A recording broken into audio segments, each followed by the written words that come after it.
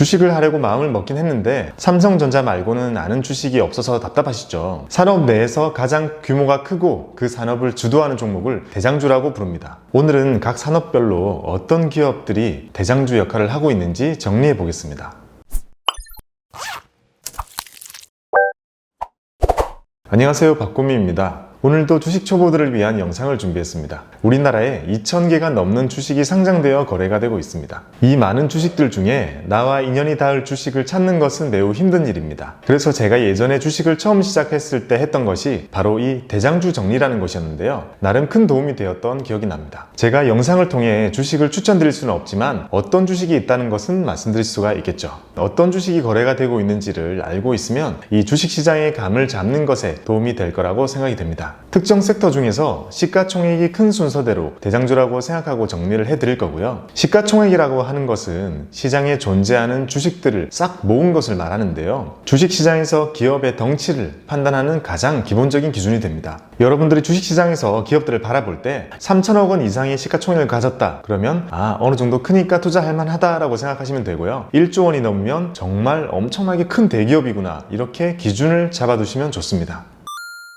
첫 번째 섹터는 우리나라 산업의 대장격인 반도체입니다. 반도체 섹터에는 삼성전자와 SK하이닉스가 있습니다. 지금은 이 두 개만 아시면 되고요. 이 두 개의 기업이 연관되어 있는 반도체 장비, 반도체 소재 등 관련 기업들이 솔브레인, 워닉, 이오테크닉스, TSK 등등등 상장되어 있는 것만 100개가 넘습니다. 반도체 관련된 기업들은 그 종류가 워낙 많고 어렵기 때문에 반도체 시장 자체를 공부를 해서 이해하려고 한다면 아마 공부만 몇 달이 걸릴 수도 있습니다. 난이도 상급에 속합니다. 많은 사람들이 반도체 시장에 투자를 하지만 대부분은 SK하이닉스와 삼성전자에 집중되어 있다고 생각하시면 되죠. 우리나라 시장의 전체 시가총액의 합은 1,700조 원 정도 됩니다. 그 중에서 삼성전자는 시가총액이 360조가 넘고 SK하이닉스는 70조 원이 넘습니다. 그리고 삼성전자 우선주는 40조가 넘습니다. 이렇게 세 개가 나란히 우리나라 주식시장의 규모 1, 2, 3위를 차지하고 있습니다. 우리는 흔히 시가총액이 1조만 넘어도 엄청나게 큰 대기업이라고 생각을 하는데요. 반도체 기업들의 시가총액을 보면 반도체 시장이 우리나라 산업 전체를 이끌고 있는 대장 역할을 하고 있구나라는 것을 알 수 있죠.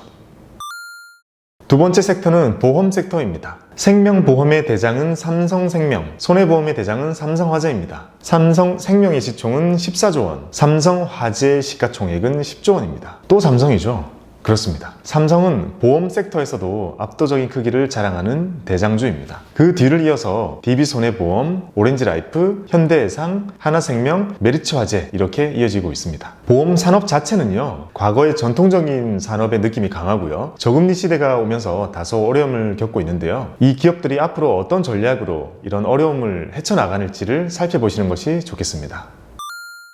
세 번째 섹터는 통신주입니다. 이건 모르면 간첩이죠. SK텔레콤, KT, LGU+, 이렇게 딱 세 개가 있습니다. KT랑 U+는 시가총액이 6, 7조 원 정도로 비슷비슷한데요. SK텔레콤이 압도적으로 큽니다. 19조 원 정도 됩니다. 통신 섹터는 대표적인 과점 시장이죠. 그래서 이 세 개가 전부고요. 올해부터 글로벌 전체 시장에서 5G 통신에 대한 시장이 커지기 시작했습니다. 이 세 개의 회사들이 새롭게 열리는 5G 시대에 어떤 전략으로 이 시장을 공략해 나가는지를 중점적으로 보시면 되겠습니다. 네 번째는 건설주입니다. 현대건설, 삼성엔지니어링, 대림산업, GS건설, 대우건설 이런 순서대로 이루어져 있습니다. 건설은 우리가 브랜드를 접목시키면 기억을 쉽게 하실 수가 있습니다. 현대건설은 힐스테이트, 삼성엔지니어링은 아파트는 안 짓고요. 참고로 레미안은 삼성물산이 지은 겁니다. 대림산업은 이편한세상, GS건설은 자이, 대우건설은 푸르지오 이런 브랜드들이 있죠. 그러면 왜 더샵이랑 롯데캐슬 이런 건 없나요? 더샵을 만드는 포스코 건설이랑 롯데캐슬을 짓는 롯데건설은 둘 다 비상장 주식입니다.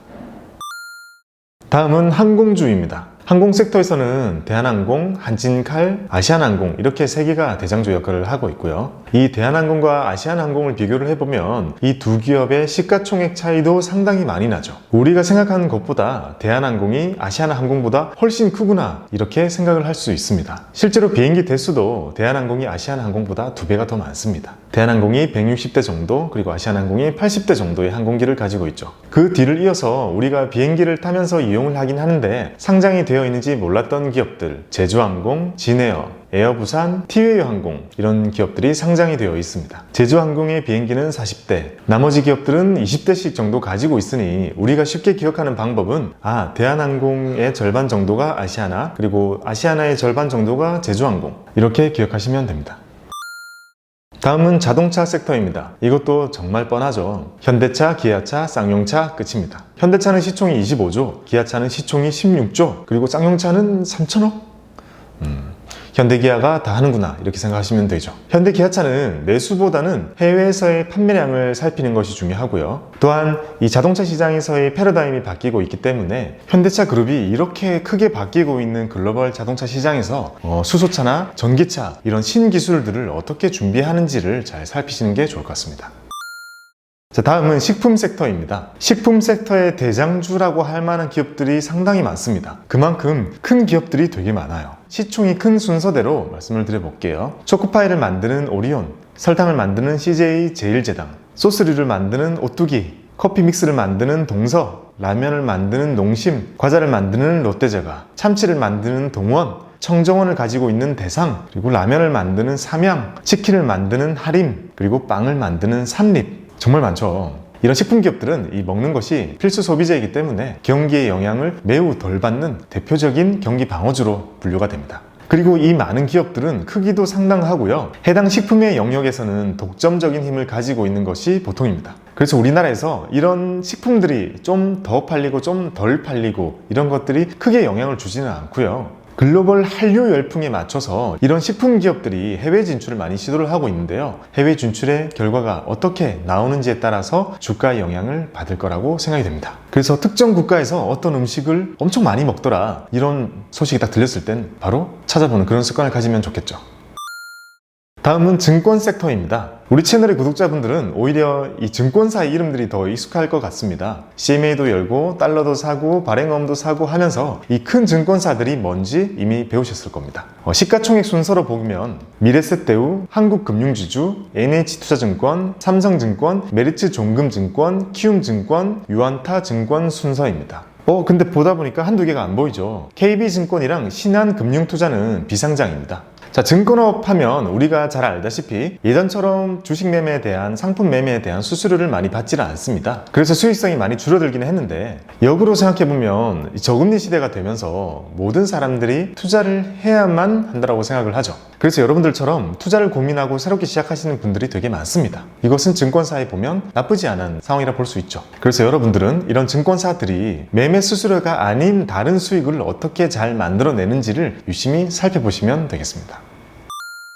다음은 화장품입니다. 화장품은 LG생활건강과 아모레퍼시픽이 양대장입니다. 그 뒤를 이어서 한국콜마, 그리고 코스맥스가 뒤를 잇고 있습니다. LG생활건강의 대표적인 브랜드는 후, 사가수, 숨, 오휘, 차인박, 빌리프 이런 브랜드들이 들어있고요. 아모레퍼시픽은 설화수, 라네즈, 마몽드, 에뛰드하우스, 이니스프리, 헤라, 아이오페 등이 있습니다. 우리나라의 화장품들은 중국에서 인기가 매우 많습니다. 그래서 화장품은 대표적인 중국 관련주입니다. 근데 중국은 항상 여러 가지 다양한 이슈를 가지고 있죠. 자체적인 것도 있고 대외적인 것들도 항상 일이 많은 동네입니다. 그래서 여러분들이 화장품주에 투자를 하실 때에는 중국에 무슨 일이 일어났을지, 어떤 영향을 받고 있는지 이런 것들을 유심히 살피시는 게 중요합니다. 다음은 호텔 레저 섹터입니다. 여기는 의외로 강원랜드가 대장입니다. 강원랜드는 강원도 정선에 있는 국내 유일의 내국인 카지노를 운영하고 있죠. 카지노 이외에도 호텔, 스키장, 골프장 이런 것들도 있긴 하지만 카지노의 매출이 압도적으로 높습니다. 우리나라 사람들 대상으로 하는 이런 확실한 수요처가 있기 때문에 아주 탄탄한 수익을 보여주고 있고, 그래서 무려 시가총액 6조 원이라는 수준으로 굳건하게 대장 자리를 지키고 있습니다. 그 뒤를 이어서 호텔 신라가 시총 4조 원 수준으로 호텔 업계에서 대장격으로 있고요. 롯데호텔은 상장이 안 되어 있습니다. 그리고 그 뒤를 이어서 파라다이스와 GKL이라는 기업들이 상장이 되어 있는데요. 이 두 개의 기업도 역시 카지노 기업입니다. 그래서 우리는 평생 가보지도 않을 수 있는 그런 카지노 기업들이 실제로 이 주식시장에서 상당한 존재감을 뿜고 있다는 것을 느낄 수 있죠. 다음은 은행주입니다. 우리가 잘 아는 기업들이 여기 나옵니다. 은행주들은 이 은행을 중심으로 다른 금융기관들의 지주 역할을 하는 것이 보통이기 때문에 종목들의 이름이 약간씩 낯서실 수가 있는데요. 국민은행, 신한은행, 하나은행, 우리은행, 기업은행 이 순서대로 높은 시총 규모를 보여주고 있고요. 상장되어 있는 이름은 KB금융, 신한지주, 하나금융지주, 우리금융지주, 기업은행만 기업은행 이런 이름으로 상장이 되어 있습니다. 여러분, 주식은 기업이 돈을 많이 벌면 배당을 많이 해주고 기업의 미래 전망이 밝으면 주가가 많이 오르죠. 그래서 이 은행주들은 현재 버는 돈이 상당히 많기 때문에 매우 높은 배당 수익률을 보여주고 있고요. 하지만 미래의 성장성에 대해서는 다들 갸우뚱하기 때문에 주가 자체는 매우 낮아져 있는 상태입니다. 리츠의 버금가는 4, 5%대의 배당 수익률을 보여주고 있으니 우리 구독자분들이 좋아할 만한 종목들이 많이 있을 것 같습니다. 관심을 많이 가지시면 좋을 것 같습니다. 그리고 저금리라는 게 얼만큼 실감이 나냐면 이런 은행에 가서 우리가 정기 예금을 들면 1점 몇 프로, 2% 받기 힘들잖아요. 근데 이 은행들의 주식을 한 주를 사면 배당은 4%를 넘겨줍니다. 다음은 유통입니다. 예상하시다시피 이마트와 롯데마트가 대장입니다. 시가총액은 비슷한데 이마트와는 달리 롯데마트는 백화점, 아울렛 이런 게 다 합쳐져 있는 롯데쇼핑으로 상장이 되어 있기 때문에 이마트가 훨씬 크다고 볼 수 있죠. 그리고 마트 뒤를 이어서 편의점 종목인 GS 리테일과 BGF 리테일이 있습니다. 우리 집 골목골목마다 있는 GS25, CU 이런 편의점들을 운영하고 있죠. 이 편의점 기업들 둘 다 시총이 3조 원이 넘는 것을 보면 마트 못지않게 이 편의점들이 엄청난 규모의 산업이구나 라는 것을 또 실감할 수가 있죠. 다음은 인터넷 기업입니다. 이것도 예상하실 수 있겠죠. 네이버와 카카오가 대장입니다. 설명드릴 필요가 없죠. 네이버의 시가총액은 30조 원이 넘고 카카오톡도 14조 원이 됩니다. 네이버는 인터넷 검색, 카카오는 메신저를 시작으로 지금은 아주 다양한 신사업들로 확장을 해가고 있습니다. 네이버는 쇼핑, 네이버 페이, 웹툰, 라인, 스누 이런 것들로 확장해 가고 있고 카카오는 카카오 택시, 카카오 뱅크 이런 식으로 확장을 해가고 있죠. 둘 다 네이버는 검색 포탈, 카카오는 메신저 부문에서는 워낙 점유율이 높으니 이런 신사업들이 어떻게 펼쳐지는지를 살피시는 것이 좋겠네요.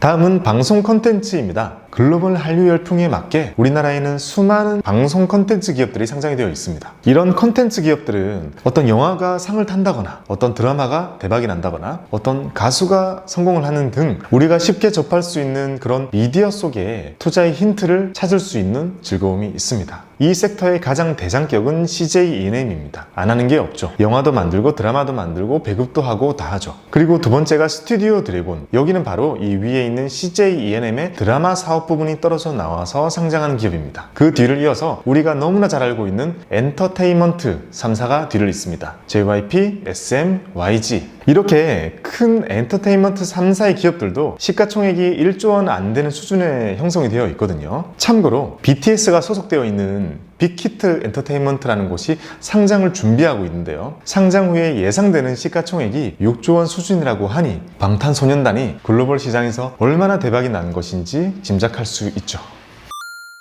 다음은 제약 바이오 섹터입니다. 삼성 바이오로직스와 셀트리온이 아주 큰 규모를 자랑하고 있습니다. 삼성 바이오로직스의 이름은 길어서 삼바라고 흔히 부르죠. 시가총액이 30조 원 가까이 되고요. 셀트리온은 종목이 3개로 나누어서 상장이 되어 있는데요. 셀트리온도 3개 다 합하면 30조 원 정도가 됩니다. 이 제약 바이오 섹터는 대표적인 미래 산업으로 통하고요. 그만큼 많은 기대감에 의해서 주가가 움직이기 때문에 정말 많은 개인 투자자들이 정말 높은 기대 수익률로 투자를 하고 있는 그런 섹터라고 할 수 있죠. 지금까지 대표적인 섹터들을 말씀드리고 종목들을 말씀드렸습니다. 어느새 수십 개의 종목을 말씀드린 것 같은데요. 이렇게 쭉 정리를 하고 나니 1조 원이라는 회사 규모가 어느 정도 크기인지 대충 감도 잡으실 수 있을 겁니다. 우리의 투자금은 한정되어 있고 종목의 수는 거의 무한합니다. 이 많은 종목들 중에서 배당이 높은 것들을 추릴 수도 있고 4차 산업에 관련된 것들만 추릴 수도 있고 중국에 관련된 것들만 따로 추릴 수도 있습니다. 그런 식으로 계속 테마가 만들어지는 거죠. 그래서 우리는 테마를 묻기 전에 어떤 섹터에서 어떤 자리에 있었는지를 미리 한번 익혀두시면 기업들에 대해 감을 잡는 데 도움이 되실 거라고 생각을 합니다. 성공 투자를 기원하겠습니다. 감사합니다.